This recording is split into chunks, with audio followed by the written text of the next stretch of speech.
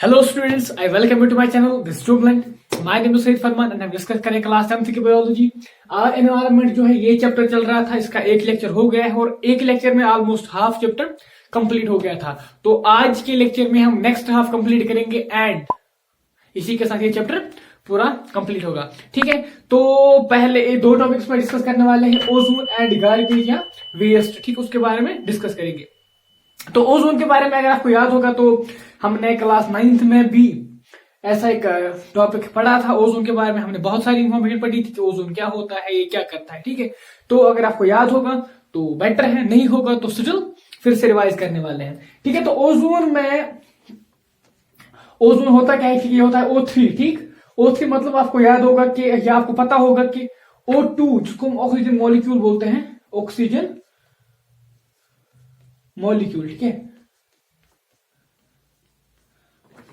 Oxygen molecule और O3 को बोलते हैं ओजोन। याद रखना है आपको, ऑक्सीजन मॉलिक्यूल O2 को बोलते हैं एंड O3 को बोलते हैं ओजोन।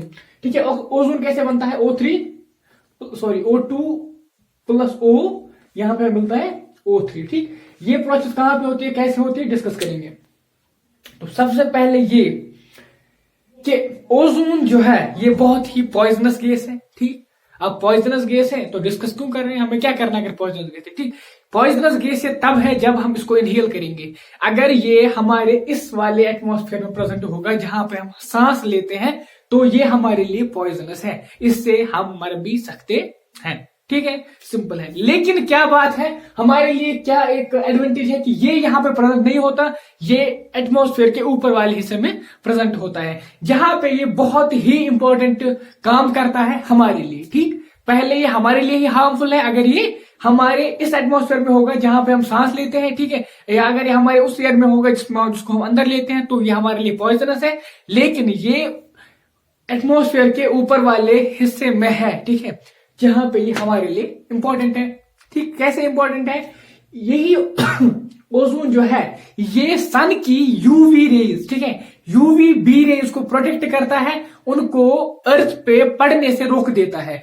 उनको अगर वो हम पे पड़ गई तो हमें क्या हो सकता है, तो उसके जो कॉन्सिक्वेंस है, उसके जो काज है, उसके जो कंसर्न है, उससे स्किन कैंसर या आई कैटरैक्ट, ठीक है, इसी तरह हार्ट डिजीजेस या बहुत सारी और भी डिजीजेस जो है ह्यूमंस में हो सकती है। ठीक है, हम ह्यूमंस की बात करेंगे, एनिमल्स में भी होती है लेकिन ह्यूमंस इंपॉर्टेंट है क्योंकि हमें अपने लिए चाहिए। ठीक, तो यही ओजोन वो लेयर है, यही ओजोन लेयर है, एक गैस का ओजोन लेयर है। ठीक है, एक हाइट पे ऊपर जो प्रोटेक्ट करता है यूवी रेडिएशन को। अगर यूवी रेडिएशन हम पे गिरती है तो ह्यूमंस में कैंसर या आई कैटरैक्ट या हार्ट डिजीज एटसेट्रा हो सकती है। ठीक है, तो उससे प्रिवेंट करने के लिए नेचर ने क्या किया है, ओजोन बनाया है, ओजोन लेयर ऊपर बनाया है जो हमें प्रोटेक्ट करता है। ठीक, क्या होता है, जैसे ही ऑक्सीजन जो है, ठीक है, इस पे यूवी लाइट आती है तो क्या होता है, ऑक्सीजन होता है O प्लस O में कन्वर्ट हो जाता है। ठीक, इसका बॉन्ड ब्रेक हो जाता है और O मिल जाता है। उसके बाद ये O2, दूसरा O2, ठीक है, प्लस और यहां से एक O आ जाता है और ये O3 बना देता है। ठीक है, यूवी की एनर्जी यहाँ पे यूज होती है बॉन्ड ब्रेक करने में, तो फिर जब अगर ये नीचे भी पहुंच जाती है तो उसकी इंटेंसिटी कम हो जाती है। ठीक है, और यहाँ पे ये ओजोन क्रिएट होता है। तो ये इस प्रोसेस के लिए यूवी को यूज किया जाता है और वहां पे यूवी एंगेज होते हैं। ठीक है, तो यही यूवी वहीं पे खत्म होते हैं, अगर ये नीचे गिर जाए तो हमें प्रॉब्लम हो सकते हैं। ठीक है, सिंपल है, फंडा समझ में आ गया कि क्या है ओजोन, क्यों है और ओजोन का काम क्या है। ठीक है, अब क्या हुआ, जैसे ही 1980s में हमने क्या देखा, हमने ये देखा कि ओजोन की थिकनेस जो है कम होती जा रही है। ठीक है, ये जो ओजोन की सपोज पर्टिकुलर थिकनेस थी कुछ किलोमीटर, लेकिन ये अब कम होती जा रही है। ठीक है, पर्टिकुलर पॉइंट्स पे देखा गया, सपोज एंटार्क्टिका पे देखा गया। ठीक, एंटार्क्टिका पे देखा गया कि उसकी थिकनेस जो है बहुत कम हो गई और उसको नाम दिया गया ओजोन होल। क्या दिया गया? Ozone hole. ओजोन होल मतलब क्या है, वहां पे ओजोन की थिकनेस बहुत ही कम है। अब बात यह है कि अगर ओजोन होल हो गया तो कैसे हो गया। ठीक है, एक क्वेश्चन ये है कि कैसे हो गया, दूसरा क्वेश्चन ये कि एंटार्क्टिका पे क्यों, अगर वहां पे कोई रहता ही नहीं है, एंटार्क्टिका पे अगर आइस ग्लेशियर्स एटसेट्रा है तो वहां पे कोई रहता ही नहीं है, तो वहां पे क्यों। ठीक है, किसी सपोज यूएसए के ऊपर क्यों नहीं, इंडिया के ऊपर क्यों नहीं। ठीक, तो क्या है, पहला पॉइंट जो है कि किस वजह से हुआ। ठीक है, जो आज तो अभी अभी बहुत कम प्रोड्यूस किया जाता है। लेकिन तब क्या था कि जो भी फैक्ट्रीज रेफ्रिजरेटर या एयर कंडीशनर्स क्रिएट करती थी वो एक केमिकल बनाते थे, ठीक है, गैस बनाते थे जिसको हम बोलते हैं CFCS, ठीक है। CF से मतलब क्लोरोफ्लोरोकार्बन, ठीक है, क्लोरोफ्लोरोकार्बन, क्लोरीन फ्लोरीन कार्बन, ठीक। क्लोरोफ्लोरोकार्बन कंपाउंड्स क्रिएट किए जाते थे। ये कंपाउंड्स रेफ्रिजरेटर या एयर कंडीशनर में यूज किए जाते थे। जब एयर कंडीशनर या रेफ्रिजरेटर खत्म हो जाता था, ठीक है, तो इनको ये जो है ये डायरेक्ट पास थे और एटमोस्फेयर में चले जाते थे। ये नीचे रहते नहीं थे, ये ऊपर चले जाते थे, ठीक, और वहां पे फिर ये ओजोन को डिग्रेड कर देते थे, ठीक है। तो यही CFCS काज है, मेन रीजन यही है ओजोन डिप्लेशन का। कौन? CFCS, chlorofluorocarbon. अब इन पे फिर क्या हुआ, फिर यूएन जो है यूनाइटेड नेशंस ऑर्गेनाइजेशन, उसने क्या किया, फिर उन्होंने एग्रीमेंट एक क्रिएट करवाया कंट्री से और फिर इसकी प्रोडक्शन को बंद करवाया गया, ठीक है। स्टिल बहुत सारी कंट्रीज में अभी भी प्रोड्यूस किया जाता है, लेकिन ऑफिशियली इसको बैन किया गया है, ठीक है। तो अभी जो भी फैक्ट्रीज रेफ्रिजरेटर या एयर कंडीशनर बनाते हैं तो उनको बोला जाता है कि वो CFCS फ्री एयर कंडीशनर्स या रेफ्रिजरेटर्स बनाए, ठीक है। अब पहला पॉइंट जो था वो था कि क्यों हो गया, तो ये रीजन था CFCS क्लोरोफ्लोरोकार्बन यही करते हैं, क्योंकि ये क्लोरोफ्लोरोकार्बन क्या करते हैं, यहाँ पे ये ब्रेक होके क्लोरीन रेडिकल देते हैं, ठीक है। क्लोरीन रेडिकल क्या होता है, क्लोरीन रेडिकल आप मान लो क्लोरीन एटम, ठीक है, क्लोरीन एटम मिल जाता है तो ये क्लोरीन एटम क्या क्या करता है, ये बनता है कैटलिस्ट, क्या बनता है, कैटलिस्ट, ठीक है। कैटलिस्ट की तरह काम करके इस ओजोन को डिप्लेट करता है, ठीक, इस ओजोन को ब्रेक करता है, ठीक है। कौन? क्लोरीन रेडिकल जो यहां से निकलता है CFCS से। अब बात यह है कि इसकी लाइफ जो है बहुत ज्यादा है, ठीक है, 50 ईयर, ऑलमोस्ट 150 ईयर तक ये ऐसे ही रहते हैं एटमॉस्फेयर में, तब तक ये डिग्रेड नहीं होते, तब तक ये खत्म नहीं होते। तो बात यह है कि ये 150 ईयर तक कंटिन्यूअसली डिप्लीट करता रहेगा ओजोन को, इसीलिए इसके लिए बेटर ऑप्शन है कि इसको बंद करना है, ठीक है, इसको एटमॉस्फेयर में जाने ही नहीं देना है, अदरवाइज ये ओजोन को कंटिन्यूअसली डिप्लीट करता रहेगा, ठीक। सेकेंड पॉइंट था एंटार्क्टिका पे क्यों, दूसरी जगह क्यों नहीं, ठीक है, क्योंकि जो भी ये CFCS है ये कंट्रीज में प्रोड्यूस किए जाते हैं, ठीक है। एंटार्क्टिका में कोई भी ऐसा प्रोडक्ट नहीं बनता क्योंकि वहां पे कोई नहीं रहता, ठीक है। लेकिन क्या है कि वहां पे जैसे ही विंटर आ जाता है तो वहां पे क्लाउड्स बन जाते हैं, क्लाउड्स में आइस क्रिस्टल्स क्रिएट होते हैं, वो आइस क्रिस्टल्स एक सरफेस प्रोवाइड करते हैं इन क्लोरोफ्लोरोकार्बन के लिए, इस केमिकल रिएक्शन के लिए वो सरफेस प्रोवाइड करते हैं, कैटलिस्ट की तरह काम करते हैं और इसीलिए वहीं पे ही ये इफेक्ट करता है, ठीक है। समझ में आ गया रीजन क्या है, वहां पे जैसे ही विंटर आ जाता है सितंबर से लेके अप्रैल तक, तो वहां पे क्या होता है, वहां पे आइस क्रिस्टल्स क्रिएट होते हैं एटमॉस्फेयर में, तो वो आइस क्रिस्टल्स क्या करते हैं, वो सरफेस प्रोवाइड करते हैं, एज अ कैटलिस्ट काम करते हैं इन रिएक्शंस के लिए, ठीक है। क्लोरोफ्लोरो की डिप्लेशन ओजोन के लिए जो रिएक्शन है उन रिएक्शंस के लिए वो कैटलिस्ट काम करते हैं। तो ये रीजन है कि क्यों एंटार्क्टिका पे ही ओजोन होल देखने को मिल गया, ठीक है। बहुत ही सिंपल चीज है, आपको एक बार समझनी है, फिर से आप यही पढ़ने वाले हैं, 11th में जाओगे 12th में जाओगे यही फिर से आ जाएगा, ठीक है। तो याद रखना है, अभी से समझना है। 9th में भी मैंने इसी तरीके से पढ़ाया था, इससे थोड़ा सा कम भी था, 9th में दिया गया था तो मैंने वहां पे उतना ही पढ़ाया था। अभी के लिए मैंने थोड़ा और एक्सटेंड किया है और 11th में थोड़ा सा और आ जाएगा। अभी अगर यहाँ पे आप इतना याद रखते हैं तो 11th में आपके लिए इजी हो जाएगा, ठीक है।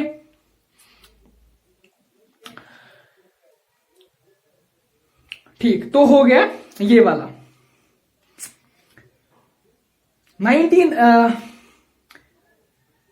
The United Nation Environment Programme, ठीक है, जो था in 1987 succeeded in forging an agreement to freeze CFCS production at 1986 level, ठीक। तो फिर उन्होंने फ्रीज करवाई, कंट्रीज को एग्रीमेंट करवा के वो बंद करवाया, ठीक है।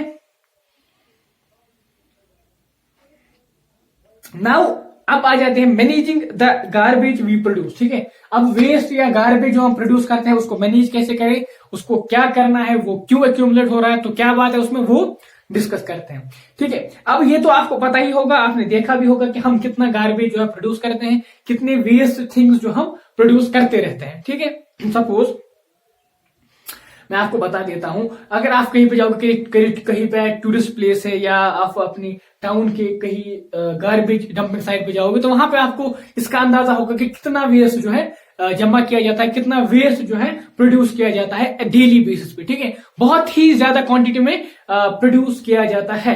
अब बात यह है कि क्यों किया जाता है, वो तो पता है, क्योंकि लाइफस्टाइल जो अब बढ़ गया है, लाइफस्टाइल थोड़ा डिसेंट हुआ है, तो लोग प्रेफर करते हैं कि कोई चीज यूज करके उसको थ्रो कर रहे हैं, ठीक है। वन टाइम यूज ज्यादा प्रेफर किया जाता है। और वही उसमें अब ये चीजें हैं कि उसमें बहुत सारा मटेरियल नॉन डिग्रेडेबल होता है, जो डिग्रेड नहीं होता, ठीक है, जो बायोडिग्रेडेबल नहीं होता है, जिसको बायोलॉजिकल ऑर्गेनिजम्स और बैक्टीरिया डिग्रेड नहीं कर पाते हैं, तो इसलिए उसका एक्यूमुलेशन वहां पे हो जाता है, वो एक्यूमुलेट होता है क्योंकि वो डिग्रेड नहीं होता, ठीक है। सपोज मैं आपको एग्जांपल दूंगा, हमने लाइफ प्रोसेस में पढ़ा था कि जैसे ही फूड हमारे एलिमेंट्री कैनाल में जाता है, स्टोमक में पहुंच जाता है या इंटेस्टाइन में जाता है, तो वहां पे क्या होता है, वहां पे डिफरेंट टाइप के एंजाइम्स आके उसको ब्रेक करते हैं, ठीक। लेकिन क्या आप मुझे बता सकते हैं कि हम कोल क्यों नहीं खाते, ठीक है, क्योंकि कोल जो है एनर्जी प्रोवाइड करता है, ठीक है। आपने बहुत बार सुना होगा कि ट्रेन में कोल यूज किया जाता था, तो वहां पे फिर स्टीम इंजन होते थे, ठीक, तो कोल वहां पे एनर्जी प्रोवाइड करता था। तो हम क्यों नहीं खाते हैं कोल, ठीक है, तो रीजन ये है कि एंजाइम जो है स्पेसिफिक होते हैं, ठीक, वो कोल पे एक्ट नहीं करेंगे, ठीक है, क्योंकि उनके लिए कोल सबस्ट्रेट नहीं है, उनके लिए फूड सबस्ट्रेट है जो हम खाते हैं। इसी तरह क्या होता है, बैक्टीरिया के लिए भी पर्टिकुलर कोई सबस्टेंस होता है जिसको डिग्रेड कर पाते हैं। एवरी टाइप के प्रोडक्ट को डिग्रेड नहीं कर पाता है, जो चीज वो डिग्रेड नहीं करते हैं वो एक्यूमुलेट होता है और वो हमारे लिए हार्मफुल होता है। क्योंकि प्लास्टिक एक ऐसा मैनेस है जो बहुत ही ज्यादा नॉन बायोडिग्रेडेबल, उसको बहुत टाइम लगता है, इवन 400-500 ईयर्स तक वो अपनी शेप में रह सकता है, और बैक्टीरिया भी उसका कुछ नहीं कर पाते हैं क्योंकि बैक्टीरिया के लिए वो सबस्ट्रेट नहीं है। तो इसीलिए क्या होता है कि बैक्टीरिया उसको डिग्रेड नहीं कर पाते हैं और वो एक्यूमुलेट होता है और हमारे लिए हार्मफुल इफेक्ट्स क्रिएट करता है, ठीक है।